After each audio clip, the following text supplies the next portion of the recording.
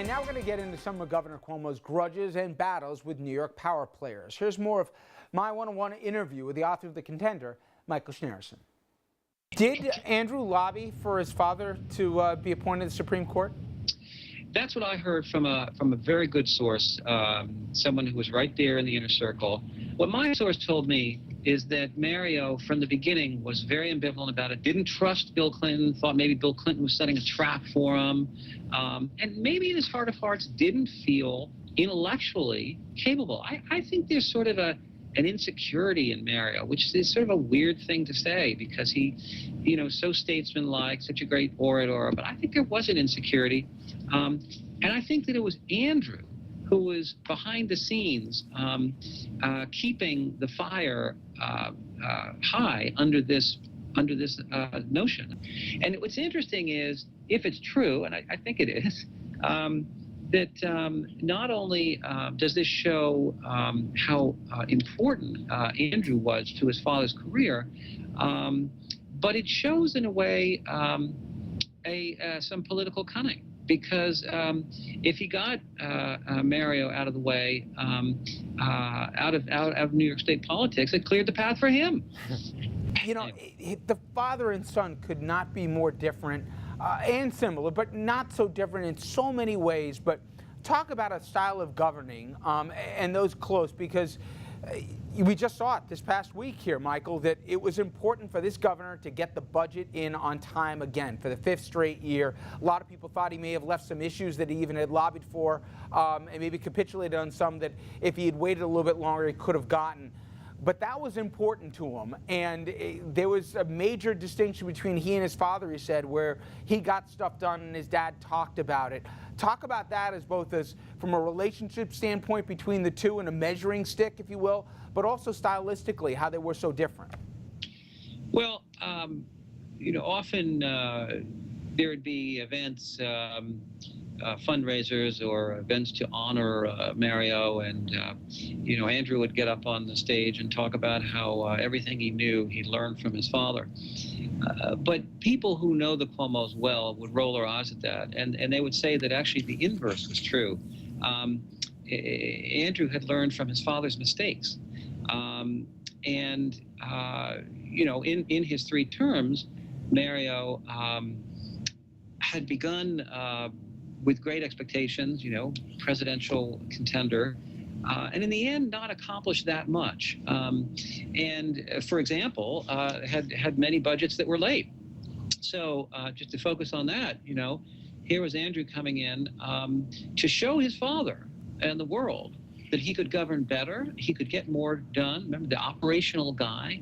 And so getting those budgets on time was extremely important to him. Everything Andrew has done has actually been in reaction to his father and to outdo his father. I mean, there's so many examples, but there's a kind of vanity there, and I guess there's also something almost poignant or sad about feeling so driven to outdo your father.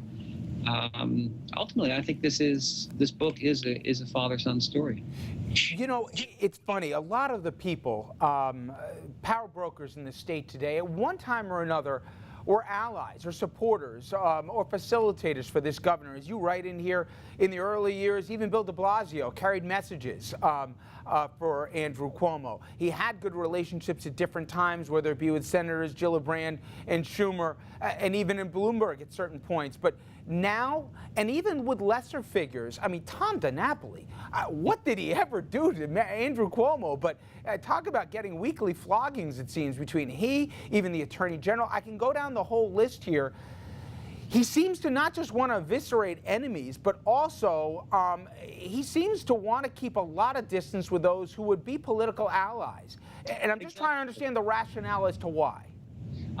Man, if I knew the rationality for it, I would have put it in the book. I don't know why he feels obliged to butt heads with all the other top politicians in the state, who of course are all Democrats. But it sure made for some of the most fun stories in the book. I mean, when when Eric Schneiderman decided to run for Attorney General after Andrew had decided to run for governor, so essentially Schneiderman was going to be taking the seat left warm by Andrew. Andrew was furious. He hated Schneiderman. Now, why did he hate Schneiderman? There were all sorts of interesting reasons. One of them being that Schneiderman hadn't supported him in 2002, but so what? That was years ago. Another more interesting one being that Schneiderman's ex-wife, Jennifer Cunningham, most powerful woman in the state, so-called, very important political strategist, had both led Schneiderman's campaigns as state senator, but then also helped Andrew win Attorney General, and now is helping him again as governor. So there was a sort of odd political troika, and then the real fireworks began once Andrew was governor. All these ways he had of cutting Schneiderman off at the knees. In a perverse way, the AG position, I always thought in New York, was the greatest gig. I mean, before the downfall, look what it did for Spitzer, look what it did for Andrew Cuomo. But in marginalizing Schneiderman so much, in many ways, he created a vacuum that Preet Bharara filled. I mean, there is a perversity to all this, isn't there? Yes, there is. Well, power fills a vacuum, I guess. I mean, it's I have to say, it's sort of childish for Andrew to have butted heads this way with Schneiderman. Maybe he was secretly afraid that Schneiderman would pose the same threat to him that obviously he had become to Eliot Spitzer. If Andrew could write up a Troopergate report and cripple Spitzer politically, maybe Schneiderman could do it to him. But I almost think it was more a sort of just a vindictiveness than a fear of that. It's arrogance. It's a controlling nature. It's Machiavellian. But I will say, Richard, it's fun to report on. At the same time, I believe now what I believed when I started, which is that there is no more interesting and in some ways promising politician, Democrat of his generation than Andrew. Well, and that's what makes it such a fascinating read. Again, the book, The Contender. Michael, I really do appreciate the time. Thank you so much. Thank you, Richard. Let's bring in Dominic Carter, political journalist and author. And Dominic, you've covered this governor in many different forms, from campaigner from his dad here to unsuccessful candidate to member of a cabinet to now governor and governor on now re-elected governor. He's a complicated guy, isn't he?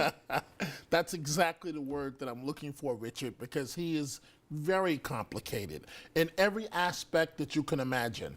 I recall when he was first appointed. First of all, the book appears to be very accurate in terms of the depictions, if you will, of this governor. I recall going to visit him as HUD secretary in Washington, and when I was sitting there in his office, and he's a very likable type guy. The problem comes in when he perceives you as either against him or not on his agenda, and the relationship with his father, as you well know, I had never seen a relationship like that before in my life. I've actually covered Mario Cuomo, who's now deceased, where he would openly criticize his son. And son would do the same thing to father. They'd almost use you as a middleman to pass the messages, yes. right? And it was a very uncomfortable feeling. It's just natural for a father to always defend a son and for a son to always reciprocate. Yeah, you've had both professional and personal relationships with some of the bigger giants in New York politics, the late Ed Koch, David Patterson and his circuitous route here, and others. And I'm curious, just in those two names I brought up, right? How do they view him? I mean, because I would think they said, even begrudgingly, if they don't like the guy's competent. He's a brilliant political tactician in terms of getting from point A to B here, but they probably felt burned by him in different ways. I'd say Governor Spitzer probably the same way too, right? Exactly. I have never met someone that refers to Governor Andrew Cuomo as stupid or incompetent. Even his strongest critics will point out that he's a very capable and smart man. He's just the type of guy, Richard, where, again, either you're with him or you're against him. And there's really no in between. And you made a point just the other night on this show about, when talking to the author in a preview, that perhaps the reason why he doesn't have a great relationship, the governor, with the current attorney general, is he may recall the relationship that he had when Mr. Cuomo was the attorney general to Mr. Spitzer. You know, I had a breakfast with Spitzer about a year ago. And I hope I'm not revealing what he feels is a private conversation. He tells me one of his biggest regrets is that he had the opportunity to stop Cuomo's career. You remember when he had the misstart, when he challenged McCall and the Democratic Party turned against him? Spitzer said that he had a chance to ruin his career and he let him come back. And he told me that was one of the biggest regrets that he ever made, Elliot Spitzer. And it's fascinating. It's a complicated one, but I think everyone will agree Albany has run better than we've seen it run in recent memory under his stewardship. No doubt about that. And what his political future or interests are, anybody can get to this point. Even the title of the book, The Contender, doesn't fit now, but we shall see. All right, Dominic, stay with us, because when we come back, Dominic's going to share with us his one-on-one interview with Eric Garner's mother. It's an emotional interview you don't want to miss.